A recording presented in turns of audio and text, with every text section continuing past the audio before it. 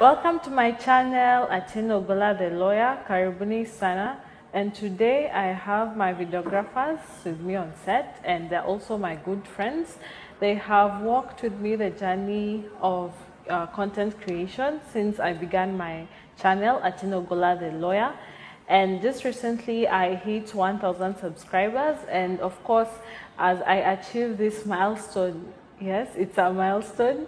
Of course, I'd like for them to just talk with me or talk to all of us about the journey of content creation, all the lessons we've learned, and how also other content creators can develop their channels.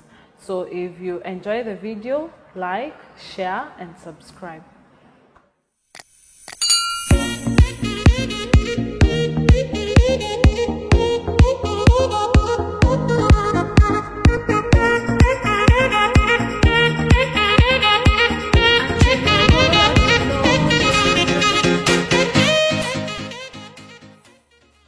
So welcome, Michelle and Brian. Thank you. Thank you for agreeing to be interviewed today. Yes, finally. Finally, right? So maybe Brian, you could introduce yourself to the viewers. Okay, thank you, Julie, for hosting us. It's an honor and a privilege to finally be hosted by you. My name is Brian Gadhima, and I'm a founder at Lensically Creative Media, a media consultancy based in Nairobi. Yes. Okay, thank you, Brian. Okay, thank you, Julie, so much for this opportunity. I know people know you as Atieno, but me, from the moment I've met you, nakujua kama Julie. Yeah. My name is Michelle Gekanga. I am team leader and director at Lensically Creative Media. Thank you so much for this opportunity. Okay, thank you so much, Brian and Michelle. And as you've heard, they are the ones. I've not even said that I want to manage my channel, but I've never had any Humility. Humility. I've never had any stress. So, first of all, as we proceed with the discussion, you could tell also the viewers. Of course, you started the consultancy and the media production company, but of course, people will be interested to know, do you have the certain qualifications in what you're doing, and how did you start? Okay, ladies first. Okay. We started in 2019. I studied mass communication and majored in broadcast journalism in my university, and that's what I have a degree in, so I am qualified in this field of work, and it's been a passion for me. I think even long before I started doing it. I remember when I was younger, I would watch the news and then write the highlights on a paper. Then I'd go to my father with a perfume bottle or whatever bottle I could find, and then that's what I'd use as my microphone. And I'd be there reading the news for him. Today, this is what happened, this is what happened. So I think it's always been a passion for me from the beginning, and it's been an interest, just getting to have a camera or a phone or anything and then create the content, make it my own, that having that own design. It's been a fun thing. So yes, I am qualified and I am passionate about this kind of thing. Okay. Well, for me, today I want to be humble. When I was a child, my dad was a videographer part-time. He did videography part-time on Fridays and Saturdays. And so everything that he will do used to amaze me, like the recording, the editing. And back then the editing was Kijuakali. Yeah, so when I joined campus, I studied Bachelor of Arts in Languages and Communication from the University of Nairobi. And then I decided to boost it with a diploma in journalism from Multimedia Journalism. I majored in broadcast journalism. Yeah. Okay. And before I started my company, I'm still a volunteer at my church, whereby I usually do videography. Yes. Okay, okay, that's really nice. And I'm glad, my viewers, I have professionals who run, my channel. Yes. So, how I came to know about you, I want to divulge a lot of information on that. But someone very special to me introduced me to both of you. Yes. And of course, I laid down to you what I wanted. Yeah. And maybe we could start from there. Did I look confused to you? Did you guys actually understand what I wanted from the time like we met and I pitched to you what I want? Because I think your slogan is you pitch it, we craft it. Yes. You see, I'm a good customer. Good client. So yeah, I was the person who talked to that special someone. We have been friends since high school, and I remember it was an evening. He just called me and said, "By the way, Brian, I'm looking for a client for you, and I'll quote, please treat her nicely." Me got to like, okay, let me wait. So a few days, well, the days or weeks, they passed by, and then you contacted us. Yeah, at first, you shared your idea with us, and I was like, wait. I would say, to put it as it is, you are over ambitious. I'm like, what? Are you going to manage all that? Okay. And then you told me you are an iron lady. Yeah, I remember that. So at first, I've never seen such ambition from a young person like you. Thank you. That's what I can say. Yeah. I would say you're a very trusting person. I mean, as much as it was a referral, from the word go, you're like, oh, here's my account, here, do this, manage this, I need this and this done. You give us details, tell us we're meeting here and here this time. I found you very trusting and very open, and that's what made me and Brian excited to work with you, because you're youthful, you're energetic, you have all these ideas, and I'm like, oh my gosh, this is such an inspiration, you know, so you've been a good person. I think I liked you first before I liked you as a client per se, and I found a friendship in you. So yeah, that's what I'd say. Thank you. So then let's move to now when you actually started producing. I remember I was struggling because of work. At that time I was working in a law firm. But also now as we talk about the part of production, you could also talk about to the potential content creators, the importance of organizing content and to ensure that you have constant content for your channel. So let's talk about first for me, how was it trying to ensure that I organize myself, because I think that was one major area I struggled with, and of course I put that burden on you. So how was it for both of you? I would say, let me anike kidogo. I'm a very organized person. Like, nikisikia to organization or anything, I light up. So I didn't find it a task at all. I found it very normal for me. It's in my talents and it's my skills. So one way we were able to, keep you on your toes, keep everything organized is asking you in advance, hey Julie, it's May, what's your plan for the month? What topics do you want to tackle? Have you talked to the people we're interviewing? Have you found a venue? All that. We just ask in advance. And then as the days come closer, like, okay, fine, did you sort it? Did you agree? Are we still doing it? That was a way that it helped to keep you organized and also to help you think in advance, not at it's Friday, you need a video for Monday, like, hey guys, come record, and then, araka. So I would say the importance of planning things in advance is, one, you'll be able to actually make sure your content is at 100%, because if you're doing it in a hurry, you'll find you missed something. Maybe one client couldn't come, not a client, an interviewee couldn't come because they have a busy schedule, so you didn't tell them in advance.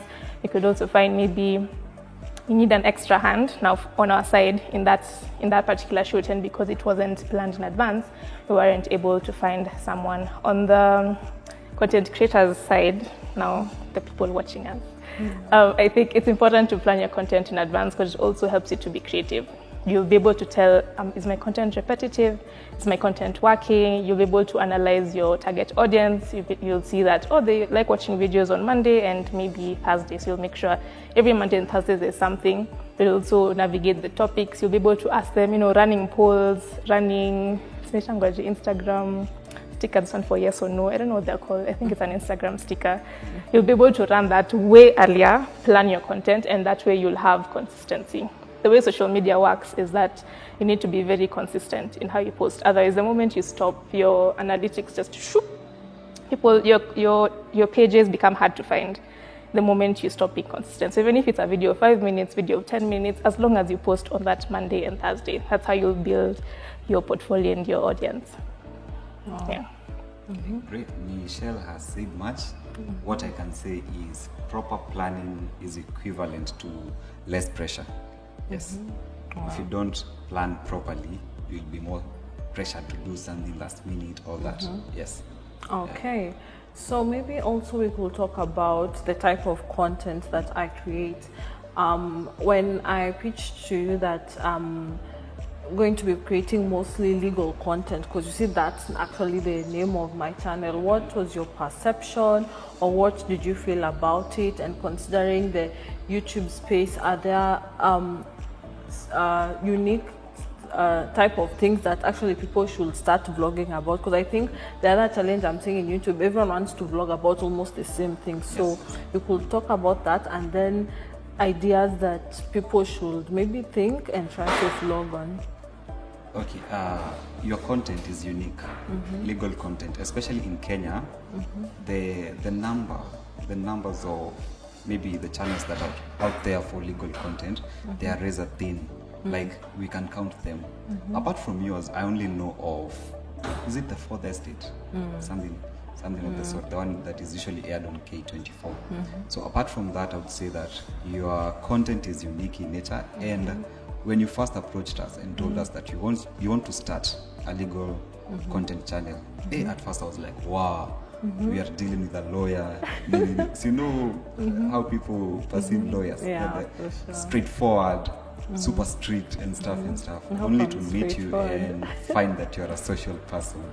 Yeah, so I would say the type of content that you air is unique in nature, and it's something that most Kenyans should watch and listen to. Yeah, because it's informative. I've learned a lot of things. Yes. Thank you, Brian. As Brian has said, it was very unique and interesting to find that there's a very fat line between corporate and this not freelancer, but creative space. So the fact that you wanted to cross over that line and make it a bit easier for lawyers to get their content to people who wouldn't necessarily walk into an office, and then for people who also to get their content across, I think that was very inspirational, and I definitely wanted to be part of that journey and see how law can evolve into a way that people who don't really go into courthouses can actually find out what happens in courthouses. You know, so it's a very good idea, and from the start I just knew this is a whole niche, and because Julie is the first one I know who's doing this, for sure she's a pioneer. Yeah. Thank you. And also now I was also asking about new ideas that content creators could think about, because as I've said before, people are trying to vlog about almost the same thing. So what would you encourage new content creators to try and think about? Like, this is like now that part where I'm asking you to think on your feet. What ideas do you think people should try to just venture into content creation? Number one, I would say before you start creating content, do your research, conduct a proper research, and identify the niche that is in the, should we say, in the market or the society. Once you identify the niche that is there, now you can try and strategize your content creation journey, so that you don't create, let's say for example, most people know Abosha, and everyone nowadays, they want to do exactly what Bosha is doing. So try and be unique, be different from the rest. Do your research. Don't rush into creating content, because if you rush, trust me, a few months will pass by and then you'll run out of content. But if you strategize, you will always have content. That's all I can say. Yes. Okay. One thing I would say, and I think is the most important thing to note, is that know your why, know your purpose, know why am I a content creator? Is it to please other people? Is it to satisfy certain goals that I have personally? Because the moment you have your purpose, you'll never get to a point where you'll be burnt out, or you'll be like, I don't have any more content. You'll always remember, this is my purpose. So what topics align with my purpose? What topics align with what I want to achieve? And another thing I'd want to say is, having your niche, as Brian has said, it's very important. Once you figure out if your niche, let's say, is lifestyle, stick to that. It would be great to once in a while jump into a different niche. Maybe if it's trending, sure, but don't always be trending. Don't always jump on every trending topic, because you will get people to watch, yes, but those are not people who are in your niche, because that person is coming because of the trending topic and not necessarily because of the lifestyle type of content that you put. So having your niche, having your purpose, and sticking to that will really make your work so much easier. Okay, wow. I hope the potential content creators are taking notes. Yes, so flash forward or fast forward. Let's flash back, then fast forward. Fast forward to today. I mean, it's been more than, I think, almost 6 months. I think at some point I stopped creating content because I remember we launched on 5th of October last year. And of course, from January, I took a sabbatical for 3 months. And I think now that those are now the things that we are moving to, like, what are some of the challenges that content creators face and how should they actually overcome them? Because you see, of course, the consistency is something that I've had most YouTubers actually struggle with, ensuring that you have constant content being churned out. So would you maybe highlight some of the challenges that content creators face? The number one challenge is the one Michelle said, or burning out. Yeah, especially maybe your other life, it can get so overwhelming to a point whereby you don't have time to create content for your own, let's say, for your audience. And how to counter that challenge, I would say people, they should, let's say project that in the next, let's say 3 weeks, I'll be super busy. I won't have time to create content for my channel. What you can do is you can pre-record the content.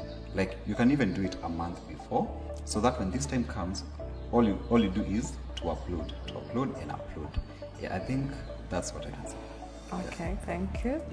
Another thing, I think we're all human. As much as I will always be on YouTube every day at a certain time looking for videos, we understand that the person putting out the content is human. So it's okay to let your viewers and your audience know, by the way, my life at the current season is hard and I genuinely cannot put out content. Most your genuine, authentic viewers will understand. Be like, okay, fine, let's let Atieno rest, for like the 3 months that she needs, so she comes back with quality and quantity and we'll actually be happy, instead of, pushing Atieno to post because the algorithm likes it, things like this. So I'd say that's one of the challenges in terms of content. But another thing I feel content creators don't really think about is repurposing what they already have.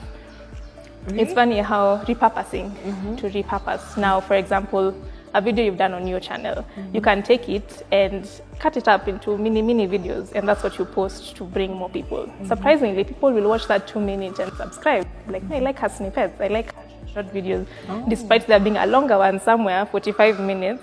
That also keeps the channel kind of moving. Even if it's not what you'd usually do, it still gives you time to think through and to do other things. And it's also okay to invite other people. I think collaborations really works. If you feel like your ideas are dry, hit up another content creator and be like, hey, what can we do together? Something that can merge your niches. And that also can assist when things are dry and when challenges are coming through. Okay. And maybe another challenge I could talk about is having equipment. Remember, when I approached you, I didn't have equipment, but I wanted to create content. So what also will be your advice to that? And also take this opportunity to market yourselves well. Number one, I would say, they always tell you to start with what you have. Like, for example, in my pocket, I have a mobile phone. You see this? It has a microphone and it has a camera. So what do you need for you to produce content? You need sound, you need video. So if you have a smartphone, what's your excuse? There is no excuse. So you start where you are. Start with the little that you have. With time, now you gain resources and progress in life. But on the other side, now if you have the mobile phone and you have the financial muscle to afford, let's say, services like videography services, you can budget your is it called, your income, and look for a service provider. For example, now us, what we are doing with you. Yeah, we will do everything for you. We will shoot, we will edit, and we will post it for you. Like, your work is just creating content and leaving the rest to us. Yes. Yeah, alongside starting with what you have, it's also important, as I said, to have that purpose in mind. If you're doing something that doesn't necessarily require advanced equipment like what we're using to shoot this video, then it's okay to use your phone or your microphone. But if you can tell that your particular content needs a bit more advanced technology to get that quality out there, and it's okay to let people know. People start chamas for a reason. You just let your friends, by the way, I want to become a content creator. I don't necessarily have the finances to get a camera or lights. Can you guys assist me? Maybe they have someone who knows someone who knows someone who knows someone who can support you in that aspect. So just let people know about your idea. Maybe you can have someone in your network who can assist you. Alternatively, we have very affordable rates here at Lenzically Creative Media, and we can definitely suit to work in your budget and to pole options. As in you guys, to our sort. So feel free to reach out to us. I'm sure Julie will put our numbers, emails, and everything else in the description, so you can reach out to us and we can give you a quote to start you off. And to add on to what Michelle has said about crowdfunding, I have a friend from Mombasa who is a content creator. So she really wanted to buy a camera. She got a second-hand camera, which was going for around 25,000. So jokingly, she started a crowdfunding plan. She told people, I have 5,000. I want to raise 25,000. And do you know, within 2 weeks, she had raised that amount. Wow. And she bought the camera. So don't shy away from telling your viewers. As long as it's genuine, they'll trust you and they'll support you. Yes. Yeah, wow, that's really nice. And for sure, I can tell the viewers that we are not talking about rocket science. For sure, Michelle and Brian in their company, Lenzically Creative Media, they have really eased up my work as an advocate now. I really don't have to worry about editing or posting or any other thing. For me, it's just to show up for my shoots, and I think that's what everyone wants, services that make your work easier. So for sure, if you want to consider venturing into the space of content creation, you can hit them up. And also, as we are almost winding our discussion, I'm now thinking about the future of content creation in Kenya. Of course, I mean, and you can attest, everyone sometimes moves to YouTube, and someone can stay on YouTube like for a year and they just have 100 subscribers, you know. So in your, like, now that you of course are in this space and you're also growing, what do you think is the future of content creation and especially the YouTube space in Kenya? Yeah, the future of content creation in Kenya, I would say, it's promising. In that now some of the devices that are used in creating content are affordable.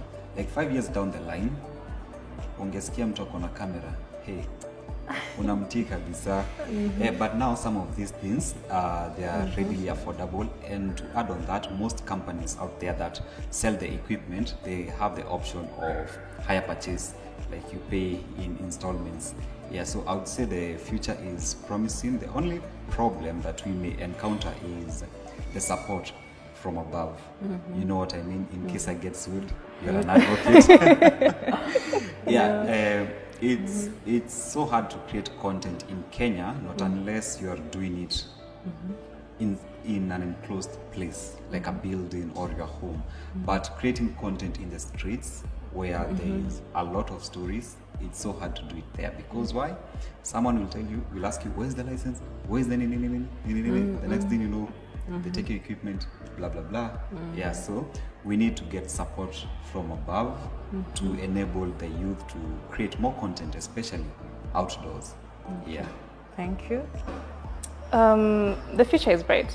That's what I would say about content creation. I look forward to a world where all sectors are connected through, content and all that. I can learn about farming just by clicking on someone's YouTube video, and I can see, oh, these are the seeds to use, this is how to water my sukuma wiki, things like those. I look forward to people being able to just connect and to be creative and to reach out to the rest of the world. Someone who you never would have met in your entire lifetime, you can easily meet because there's a screen. One of the things I see that may be a problem in the future is, I don't know if it's called monopolization, I don't know if that's the word, but seeing as the internet is kind of owned by a particular group of people, it might get to a point where they now start controlling it and limiting who can use the airwaves, or you have to pay to use a certain, I don't know how to really explain it, but I see a scenario where it might get to that point where now it's like there's a big superpower in charge of this and you have to have connections and all that in order to get something out. But other than that, I'm very excited for the digitization of everything and anything, and I look forward to that future. Okay, yeah, it's indeed, as Michelle and Brian have said, the space is there for everyone, you know. Yes. And the beauty about YouTube, no one really can stop you from creating, as per now the current laws, of course. You just create it so long as it's not offensive to morality and public order.